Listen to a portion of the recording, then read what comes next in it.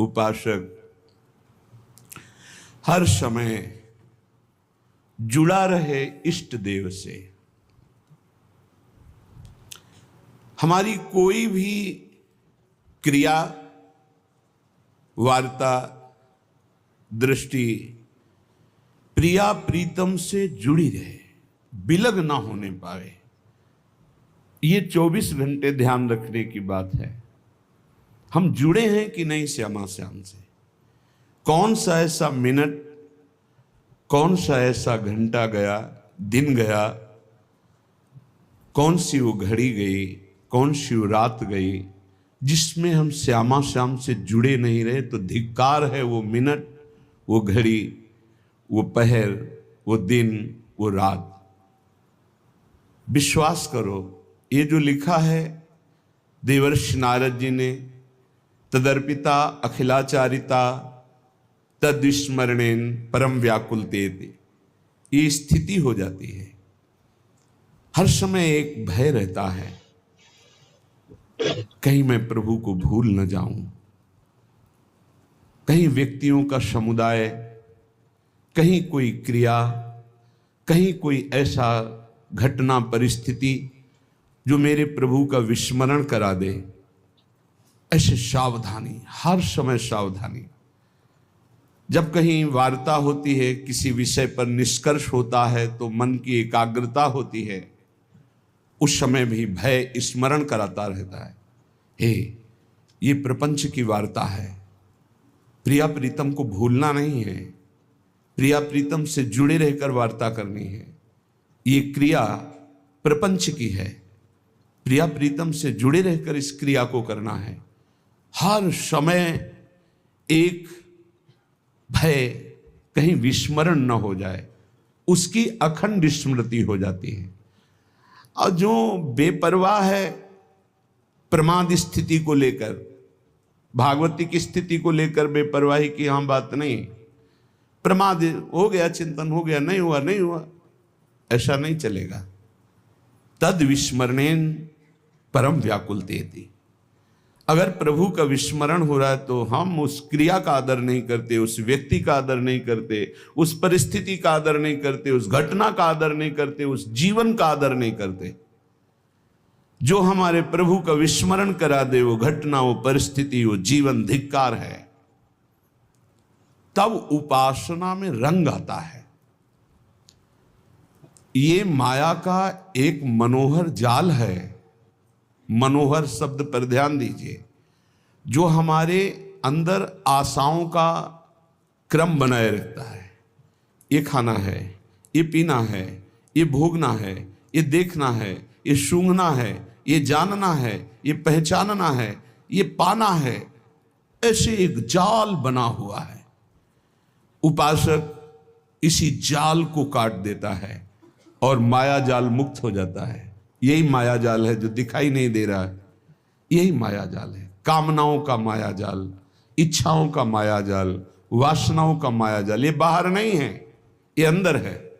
सिद्ध पुरुष से भी बाहर वैसी ही क्रियाएं देखी जाती हैं जो एक साधारण शरीरधारी से होती, खाना पीना दिनचर्या वैसे ही होती है, पर वो माया मुक्त होता है, इच्छा रहित होता है, कामना रहित होता है, द्वंद्वातीत होता है। और साधारण मनुष्य इच्छा और कामना से बंधा हुआ द्वंद्वों में पिसता रहता है।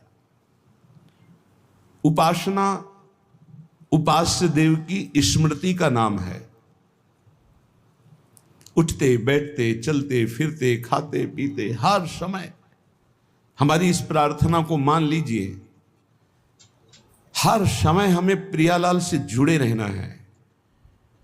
ये आप असावधानी अगर जितनी जल्दी मिटा दें तो भगवत साक्षात्कार उतनी जल्दी हो जाए। ये हृदय की बात कह रहा हूं। भगवत साक्षात्कार में दुख मिटाने में एक ही सबसे बड़ी समस्या है, संसार से सुख पाने की लालसा।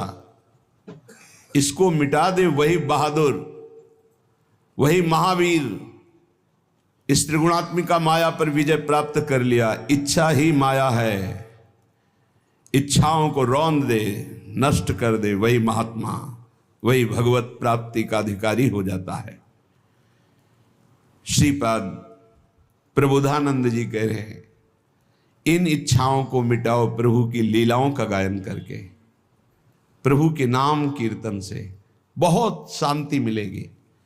आप राधा नाम जप करके देखिए, आप राधा नाम का कीर्तन करके देखिए, आप राधा नाम का ध्यान करके देखिए, आपको तत्काल शांति मिलेगी। हम ये नहीं कहते कि आप तत्काल धनी हो जाएंगे, आप तत्काल समस्त समस्याओं से मुक्त हो जाएंगे, नहीं, आपको एक परम शीतलता मिलेगी, एक बल मिलेगा, लड़ने का बल मिलेगा, सहने का बल मिलेगा, जीतने का बल मिलेगा, उत्साह मिलेगा और मंजिल बहुत छोटी लगने लगेगी। जीना आनंद पूर्वक हो जाएगा, नहीं घुट घुट के चिंता और शोक में जीना, ये जीना भी तो क्या जीना, ये जीना क्या जीना। हर समय चिंतन अशांत है, हर समय कामनाएं तप्त कर रही हृदय को, कैसा जीना। हर समय एक आनंद की लहर आवे, अद्भुत सुख। श्रीपाद वर्णन कर रहे हैं, ये राधा वृंदावनाख्ये वनैति परमो भाति घोषः पुराणे तेनास्यान ब्रजेपि प्रकटमति महाश्चर्य पूर्ण स्वरूपम अस्याः प्रेम समोर्ध्वा सहि पर पुरुषः सर्वभावेन सिद्धस् तस्माद् राधा त्यभिख्या तदतिवश हरिम पश्य वृंदावनेन्दुम। पुराणों में प्रसिद्ध है श्री राधा किशोरी का यह निज महल है जिसका नाम वृंदावन है। उनके परम प्राण प्रियतम प्राणाराध्य और सुहाग हैं श्री लालजू महाराज। पता नहीं, सुना है कि वो शिव पुराण पढ़ते हैं, शिव पुराण की कथा कहते हैं। क्या वो अपने आराध्य देव भगवान शंकर से परिचित नहीं, जिसने राधा के विषय में बोला? भगवान शंकर राधा कृपा कटाक्ष चाहते हैं और उनका जस गाकर पेट भरने वाला राधा जी की ऐसे ऐसे शब्दों से उच्चारण होता है कि अशांति हो जाती है। गोपाल शास्त्र नाम भगवान शंकर ने गाया है, राधापति उदार धी। तुझे अपने इष्ट के वचनों पर विश्वास नहीं? यदि शिव पुराण की कथा कहता है तो भगवान शंकर ने गोपाल शास्त्र नाम गायन किया है अंबाजी को और स्पष्ट आदेश किया, जो राधा कृष्ण में भेद बुद्धि करता है उसे नरक की प्राप्ति होती है। और वो वर्णन करते राधापति उदार धी गोपाल शास्त्र नाम में। और राधा कृपा कटाक्ष जब वो वर्णन करते हैं तो मखेश्वरी, क्रियेश्वरी, स्वधेश्वरी, त्रिवेद भारतीश्वरी। और उनका पति कोई पुरुष हो सकता है? वो कह रहे हैं उनके पति का नाम जान। जब दिल में कोई बात चुभती तो निकाले नहीं निकलती। कैसे मंद बुद्धि के जन हैं जो हमारी श्री जी को नहीं जानते। राधा कृपा कटाक्ष स्तोत्र भगवान शंकर का प्रसिद्ध है और वो कह रहे हैं पूरी महिमा पढ़ के, मुनिंद वृंद वंदिते त्रिलोक शोक हारणी। ये कौन हो सकती है? कौन हो सकती है जो मुनियों के द्वारा वंदित है? उनको कोई साधारण पुरुष स्पर्श कर सकता है, देख सकता है? जहां भगवान संभाव्योपि विरंच नारद शिव स्वयं भुवाद्यर्णयः। कैसी बुद्धि मंद पड़ गई कुधान खा खा करके। ये जो मनावे सो बोलो, जो मनावे। पुराणों में प्रसिद्ध है। देखो, कोई भागवतिक चर्चाएं जब की जाती हैं तो पहले शब्दों का चयन किया जाता है कि हमको जो बोलना है प्रभु के प्रति वो कौन से शब्दों का प्रयोग। बड़े सम्मान से कैसे बात कर रहे हो, ऐसा लगता है कि बुद्धि भ्रष्ट हो गई है। भजन जब नहीं होता हम आपको स्पष्ट कहते हैं ये दान पुण्य का जो रुपया है ना, ये बहुत भ्रष्ट कर देता है बुद्धि को। भ्रष्ट कैसे? हराम का मत समझो। भजन नहीं करोगे, तपस्या नहीं करोगे, स्वयं दान में दान नहीं करोगे, स्वयं अपने को कष्ट सहते हुए परमार्थ में नहीं चलोगे तो दूसरे का रुपया तुम्हारा नाश कर देगा। ये जो सतमार्ग के ग्रंथों को नहीं जानते, जो भगवत आराधना में तत्पर नहीं है, जो कभी गुरु चरणों की आराधना नहीं की। देखो शास्त्र कब बोला जाता है? गुरु चरणों में बैठकर पहले सुना जाता है। जिनकी श्वास वेद श्रुतिचारी, सो हरि पढ़े अचरज भारी। संदीपनी जी उच्च सिंहासन में बैठे और जगत गुरु भगवान श्री कृष्ण नीचे बैठकर वेद का स्वाध्याय कर रहे हैं। जिनकी श्वासों से वेदों का प्रादुर्भाव हुआ है, वो हरि पढ़ रहे हैं। आश्चर्य की बात, गुरुकुलों में गुरुजनों के चरणों में बैठकर जब शास्त्र स्वाध्याय किया जाता है, तब हमारी श्री जी के चरणारविंद की आराधना करके कितने लाखों करोड़ों अरबों महाप्रेम में निमग्न हो चुके हैं और आगे होते रहेंगे। श्री जी के लिए ऐसे भाव, ऐसे चिंतन हम बहुत ही हानिकारक है। हमारे प्रभु श्री कृष्ण जगत गुरु हैं। कोई भी ऐसा नहीं है त्रिभुवन में जो गीता जी को ना मानता हो। किसी भी संप्रदाय को सब मानते हैं। हर भाषा में गीता जी की टीका हुई है, व्याख्या हुई है। ऐसे जगत गुरु भगवान श्री कृष्ण के हृदय की मूर्तिमान प्रेम श्री लाडली जी और लाडली लाल का यहाँ एकांतिक विलास पुराणों में भी वर्णन श्रीपाद कह रहे, राधा वृंदावनाख्य वन इति परमो भाति घोषा पुराण है। बोले ये जो वृंदावन नामक अतिशय शोभायुक्त तो पुराणों में जय घोष की गई है, किशोरी जी का महल है, लाडली जी का महल है। सोचो, जिनकी दासियां हैं ललिता, विशाखा, चंपक, चित्रा, तुंग, विद्या, रंग देवी, इंद्रलेखा और सखी सुदेवी, सकल यूथ हित सेवी, एक से एक सामर्थ्यशाली। अपने अंश से अवतार लिया स्वामी हरिदास जी के रूप में, तो अकबर बादशाह ताज उतार के रख रहा है। ऐसे महामहिम ना भूतल में कोई ऐसा हुआ ना होगा जैसा स्वामी जी महाराज नित्य रस में, हरिवंश महाप्रभु नित्य विहार रस में, हरिराम व्यास जी नित्य विहार रस में। ये श्री जी के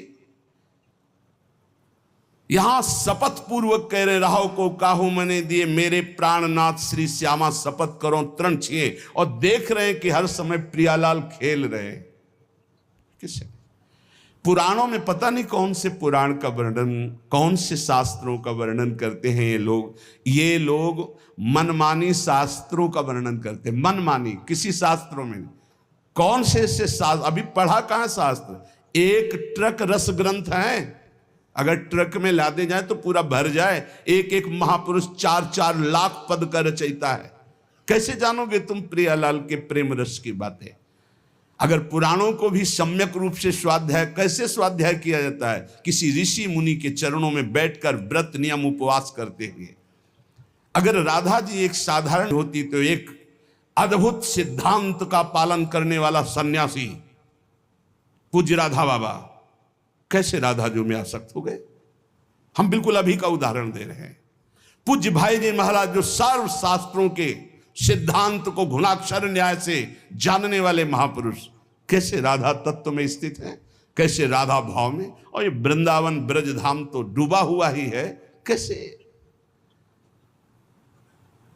पुराणों में वर्णन है, तेनास्य ना ब्रजेपि प्रकटमति महाश्चर्य पूर्ण स्वरूपम। देखो हरिवंश महाप्रभु पहले लिख गए श्रीमद राधा सुधानी, यद वृंदावन मात्र गोचरम हो यन्न श्रुतिकम सिरो प्यारोढ़ुम क्षमते न यच्छु सुखादि नाम तु ध्यानगम यत प्रेमामृत माधुरी रसमयम यन्नित्य कैशोरकम तद्रूपम परिवेष्टुमेव नयनम लोलायमानम। जैसे कहीं बहुत एकांतिक जगह में पीट दिया जाए, ऐसे जब श्री जी के प्रति कोई ऐसा, तो लगता है बिल्कुल अज्ञानी। अपने से किसी बड़े का अगर कोई भी चर्चा की जाती है तो बहुत सम्मान सूचक शब्दों से की जाती है। फिर आराध्य देव, फिर भगवत स्वरूप। अगर कहीं कोई श्री जी को और कुछ ना माने, हम कहते नहीं जानता है, बाहर का है, तो इतना तो जानता है कि दैवी शक्तियां हैं। भगवान की जितनी भी सेवा में सब दैवी शक्तियां हैं, इतना तो जान। तो दैवी शक्ति का कैसे संभाषण किया जाता है? क्या वो शिव पुराण का प्रवचन करता है तो क्या अंबा जी की महिमा को नहीं जानता क्या? देवी शक्ति को नहीं जानता क्या? अगर देवी अपने स्वरूप में आ गई तो शिव को भी चरणों में लौटना पड़ा। वो क्या जानता है अभी देवी शक्ति? कितनी आराधना की, पूरा जीवन अगर लगाए होते शिव पार्वती में तो तुम्हें राधा चरणों का स्मरण करते ही रोना आता। ये शिव की कृपा से ही मिला है, दहाड़ करके कह रहा हूं। क्या जानता है शिव के विषय में? शिव की कृपा थी, है और रहेगी।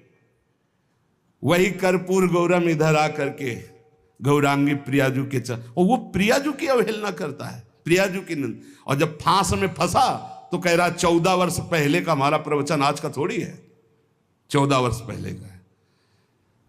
क्योंकि आप तुम्हारे जैसे होता है ना 1 2 3 बढ़ना, ऐसे होता 10 9 8 7 6 5 4 3 2 1, ऐसे उतरना शुरू होगा।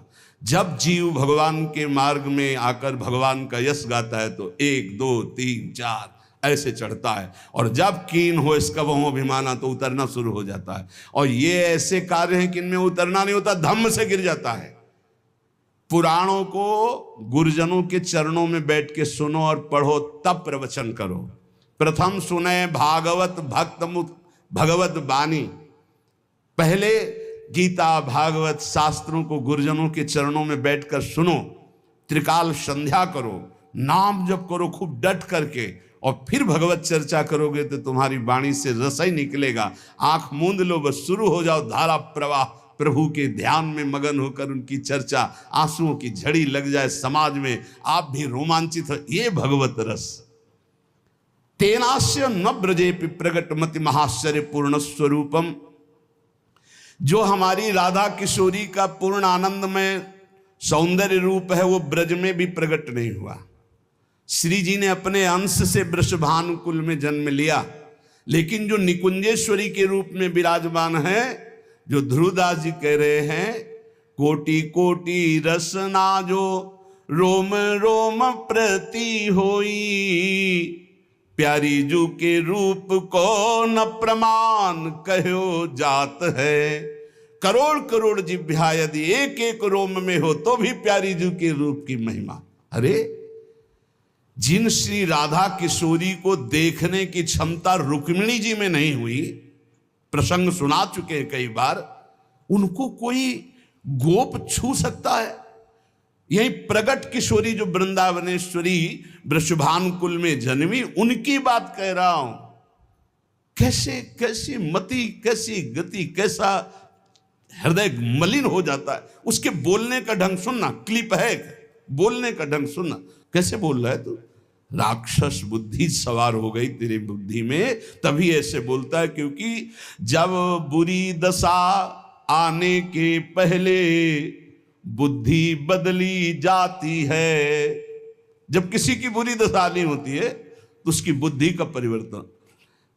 अगर बुद्धि ठीक है तो सब ठीक है, बुद्धि नष्ट तो सब नष्ट हो जाता है। भगवान के रहस्य को जानने के लिए भगवान की आराधना अत्यंत आवश्यक है। वही अपना जब रहस्य प्रकाशित करते हैं तब प्रेम रस की प्राप्ति होती है।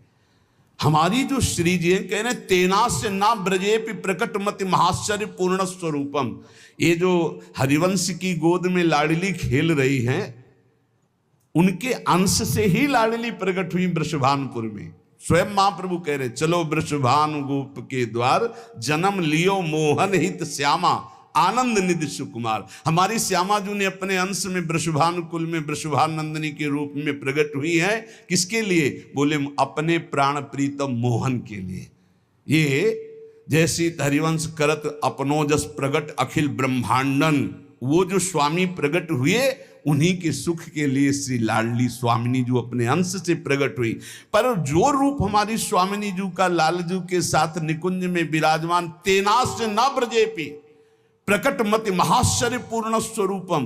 प्रबोधानंद जी देख रहे हैं, बोले महाआश्चर्य रूप है हमारी लाडली जू का, जो ब्रज में भी प्रकट रही है। अस्या प्रेम समोर्ध्वा सही पर पुरुषः सर्वभावेन सिद्धा। ओहो, ऐसा असमोर्ध रूप, ऐसा असमोर्ध प्रेम, ऐसा असमोर्ध सौंदर्य कि पर पुरुष अर्थात परम पुरुष भगवान श्री कृष्ण भी सर्वभावेन श्री राधा रूप रसासों का पान करते हुए भी अतृप्त हैं। अरबरात मिलबे को निस दिन मिले रहत मनो कबो मिले ना, राधे तू मुख चंद्र चकोरिय नैना। और तस्माद राधा इत्यभिख्या तदति वस हरिम पश्य वृंदावनेन्दुम। जिनकी आराधना स्वयं श्री हरि करते हैं उनका नाम राधा। राधा नाम क्यों पड़ा श्री जी का? क्योंकि जिनकी आराधना स्वयं हरि करते हैं इसलिए उनका नाम राधा। ऐसा जो वृंदावन का आश्रय लेकर राधा राधा नाम जप करता है तो वृंदावन चंद वशवर्ती हो जाते हैं, हरि उसके अधीन हो जाते हैं। श्रीधाम वृंदावन की महिमा का वर्णन करते हुए कह रहे, यदि तुम्हें वृंदावन आने को मिला, वृंदावन वास मिला, वृंदावन की आराधना करने का सौभाग्य मिला तो छाती थोड़ी मजबूत कर लो। एक भगत थे, थोड़ा उदास होकर बोले एकांतिक में, आप कहते हैं सत्संग में कि ब्रजवासियों के प्रति दोष दर्शन न करे, और ब्रजवासी यदि दोष करे ही हमारे प्रति तो क्या दोष दर्शन न करे? क्या दोष? अमुक जगह 500 रुपये ले, अमुक जगह अमुक रुपये रखवाए। तुमका आप पूरा उनका रहस्य नहीं जानते, यदि जान जाओगे तो आप दोष ना करके 100 रुपया और दे देंगे। क्या रहस्य? आप इन ब्रजवासियों को ये नहीं जानते कि इनके खेती नहीं है, नहीं है। विश्वास कीजिए, आसपास यमुना जी हैं, उधर गांव वालों की खेती। वृंदावन धाम में वृंदावन ब्रजवासियों की खेती नहीं है। हम खूब इनके घरों में मांग के खा के जाए। किसी किसी की दुकानें हैं, मुकुट की दुकान, कोई चाट की दुकान, कोई ऐसे, बकाया सबके दुकान में नहीं है। उनका यही है कि भाई चलो तुम्हें हम निधिवन दर्शन करा दे, सेवा कुंज दर्शन करा दे, 100 रुपया हमें दे देना। अच्छा 100 रुपया यहाँ चढ़ाओ। पूरे दिन में करके 400-500 कमाते हैं। और हमारे जैसे 50 बाबा जी उनके घर जाते हुए एक एक रोटी घी की चुपरी देते हैं। तुम लाखों कमाते हो, अगर 5 बाबा जी रोज जाएंगे तो आप नहीं रोटी दे पाओगे। तुम्हारे को रोटी देने में तो घर की बहुओं को परेशानी होगी कि होटल से ले आओ, लेकिन रोज 10, 20, 50 बाबा जी को 50 रोटी बना के दे। आप नहीं जानते, बड़े आदर से देते। हम उन्हीं के घरों में पाए हैं, 20 वर्ष पाए हैं मांग कर। 1-2 दिन की बात नहीं कह रहे। यही वृंदावन में जो तुम्हें 10 रुपया, 50 रुपया, 100 रुपया तुमसे मांग रहे हैं, वही हम जैसे बाबा जियों को 50 का उदर पोषण करते हैं। अगर तुम नहीं संतों को पहुंचा सकते, ऐसे ऐसे भजनानंदी संत हैं, तो तुम्हारे पैसे से रोटी पहुंचती है। पंडित रामकृष्ण बाबा को जब कोई कुछ समर्पित करना चाहता तो उनके निज जन कहते, बाबा सीधे नहीं लेंगे, अगर आपको देना तो ब्रजवासियों को दे, और वहाँ माधुकरी मांगेंगे तो वहाँ से मिल जाएगा। आप हाथ जोड़कर प्रार्थना है, इन ब्रजवासियों पर दोष दर्शन मत कीजिए। आपने इनकी हालत नहीं देखी। आप इनकी बाहरी बातों को देखते, अंदर की बातें देखो तो आपको पता चलेगा कितने उदार बुद्धि वाले हैं, ये कितने संत सेवी हैं। बड़े बड़े परमहंस इनके घरों में पेट भरते हैं, और ये कमाई बस इतनी है, वहीं खड़े हो जाते हैं। गाड़ी रुकवाई, सेवा कुंज चलोगे, निधिवन चलोगे। आप सोचो, भगवान के दर्शन करा के आपसे 100, 200, 500 ले लिए, ये कोई बेईमानी कर दी? बेईमानी तो लाखों का फ्रॉड कर रहे हैं लोग।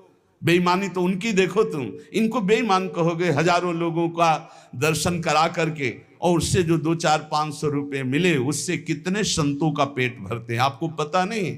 इन ब्रजवासियों के घर में हजारों संत अपना उदर पोषण करके वृंदावन वास कर रहे हैं। हम आपसे सच्ची कहते हैं, जब हमें गिरिराज जी जाना होता तो जिस ब्रजवासी से कहते कि 20 रुपया लगेंगे जाने के और आने के, टेम्पो में कुछ देर पैदल चल लेंगे, फौरन 20 रुपया दे देते। कभी ऐसा कि नहीं बाबा ऐसा नहीं। वो जो तुमसे 100 रुपया मांग रहे हैं वो संत को फौरन सेवा में दे देते। हम हाथ जोड़कर कहते हैं कभी ब्रजवासियों पर। और इस पानी का स्वभाव है यहाँ का, गाली आप नहीं जानोगे। वेद की स्तुति से श्रीहरि जी इतना प्रसन्न नहीं होते, ब्रजवासियों के कठोर भाषा से प्रसन्न हो जाते। सारे तो यहाँ का अमृतमय वचन है, सारे ये बहुत गाली नहीं है, यहाँ का प्रेम का वचन है। अपने सखाओं के साथ लालजू के सखाए सारे ऐसे बात करते हैं। तो ये ब्रजवासी जन भगवान के पार्षद, कभी इनकी जैसे है स्वभाव में, वो गालियां बक रहे हो तो आशीर्वाद मानना, कभी नाराज होकर उनको पलट कर गाली मत दे। तुम्हारी गाली गाली होगी, ब्रजवासी की गाली गाली नहीं। हरिराम व्यास जी ने कहा, ब्रजवासी रसिकों की गाली बाहर वालों की स्तुति से बहुत मंगलदायक है, ये तुम्हारे पापों का नाश करके भगवत प्राप्ति में सहायक होगी। भगवत संबंध से नित्यम पीड़यतोपि नैव मनसाप्यापीड़यन् यद्गतान्। यदि आप ब्रजवास कर रहे हैं, वृंदावन वास कर रहे हैं, और आपको यहां का वासी कोई ब्रजवासी तुम्हें पीड़ा दे, तो तुम उसको मन से कभी दोष दर्शन मत करना, उस पीड़ा को सह जाना। इससे प्रिया प्रीतम प्रसन्न हो जाएंगे। क्यों शाह? क्योंकि ये प्रिया प्रीतम के धाम के वासी जन हैं।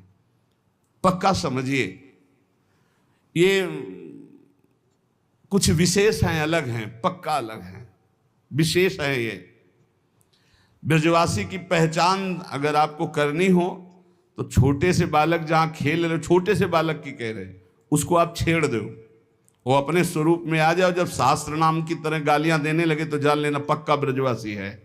उसके है, उसके रोम रोम में बात भरी है। और झुक के पैर छुए हैं, माथे पे हाथ रखे, जा बाबा लाडली जी तो पे प्रसन्न रहे। कैसे तुम्हें बताए, जैसे किसी ब्रह्म ऋषि का आशीर्वाद है, ऐसे इन ब्रजवासी बालकों का आशीर्वाद है।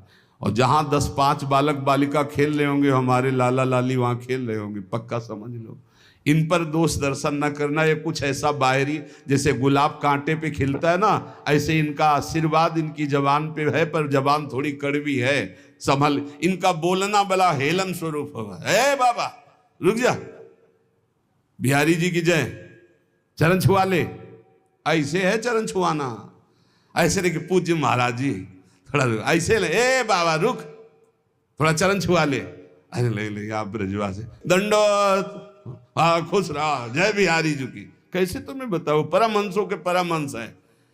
जब कोई महाप्रभु चैतन्य देव की कृपा से वृंदावन आता तो ये कह देते ब्रजवासियों पर दोष दर्शन न करना। वो बच्चे को शौचा करके, हाथ ना धो करके ऐसे ही रोटी दे रही हो, पाले ना, भगवत प्राप्ति हो जाएगी। दोष दर्शन, वो बीड़ी मुंह में लिए हो ऐसे रोटी दे दो, वो जूता पहने हो रोटी ऐसे ले लो। ये हम आपको ऐसे नहीं कह रहा हूं कि पवित्रता की, सच्ची मानना ये साक्षात श्री कृष्ण प्राप्ति का सिद्ध उपाय ब्रजवासियों की कृपा। श्रीपाद करे नित्यम प्रीड़यतोपि नैव मनसाप्यापीड़यन् यद्गतान्। अब दूसरी बात, पूज्य श्री महाराज जी जो यहां विराजमान थे, चंद्रशेखर बाबा जी महाराज, जब दर्शन करने 25 वर्ष पहले की बात, वो पूछा कहा बताया ऐसा। अच्छा, 3 बातें याद कर लेना। पहली बात तो ब्रजवासियों पर कभी दोष दर्शन न करना, इसके लिए ब्रजवासियों से ज्यादा लगाव मत रखना। सावधानी बताई थी कि इतना ही जितने से हमारी श्रद्धा बनी रहे, ज्यादा घुलो मिलोगे दोष दर्शन हो जाएगा। ब्रजवासियों पर दोष दर्शन ना हो, इसलिए उतना ही प्यार करो जितना तुम सह पाओ। इतने नजदीक ना हो जाओ कि कहीं तुम उनसे हंसी मजाक करके बराबर में उतर आओ, फिर दोष दर्शन हो जाए। दूसरी बात, रजरानी के अनन्य रहना। तीसरी बात, लताओं का सम्मान करना। जो ब्रजवासी ब्रजरज और ब्रजलता का सम्मान नहीं करता, तो पूज्य बाबा के वचन डायरी में लिखित है, उसी समय जाके लिख। पूज्य बाबा ने कहा था कि हम कहते हैं भजन करके रेगिस्तान पे भगवत प्राप्ति हो सकती, वृंदावन में नहीं। यदि ब्रजवासियों का अपमान किया, ब्रजरज का प्रेम नहीं, लताओं का अनादर किया, तो यहां फिर मंगल नहीं हो सकता। ऐसा पूज्य चंद्रशेखर बाबा जी के वचन। इसीलिए श्रीपाद कह रहे नित्यम पीड़यतोपि नैव मनसा प्यापीड़यन् यद्गतान्। और ऐसा नहीं सिद्धों को लाठी मारी है। पंडित रामकृष्ण बाबा के यहाँ कोई भगत आए तो भंडारा हुआ तो खूब सब पवाया सबको। शाम टाइम भांग छान के 8-10 ब्रजवासी आए, बोले हलवा लाओ, रबड़ी लाओ। बोले वो तो सुबह बट गया। बोले अब पवाने का नंबर आया तो कह रहे बट, एक डंडा मारा, बाबा की खोपड़ी से रक्त स्राव हो निकले, रक्त बहने लगा। अंदर गए, कुटिया में देखा नहीं। अरे बोले बाबा तू तो सही बोल रहा था, फिर अपने ही कपड़ा फाड़े और पट्टी बांधे। बाबा ने कुछ नहीं कहा। तो क्या इन ब्रजवासियों को अपराध लगेगा? ये श्री कृष्ण पार्षद हैं, चेक करते हैं मटकी कितनी पक्की है। मटकी कितनी पक्की, पक्का समझ लो ये हम वाणी जी की बात कह रहे हैं। हरिराम व्यास जी ने लिखा है, हरि के पार्षद है, ठोक बजा के देखते हैं, और अगर बढ़िया पक्की निकल गई तो प्रेम रस उसमें रखने लायक पक्का। इन ब्रजवासियों को कभी अपमानित मत करना, इनके द्वारा दी हुई पीड़ा को सह जाओगे तो नंद नंदन वृषभानुनंदिनी आप पर अवश्य कृपा करेंगे।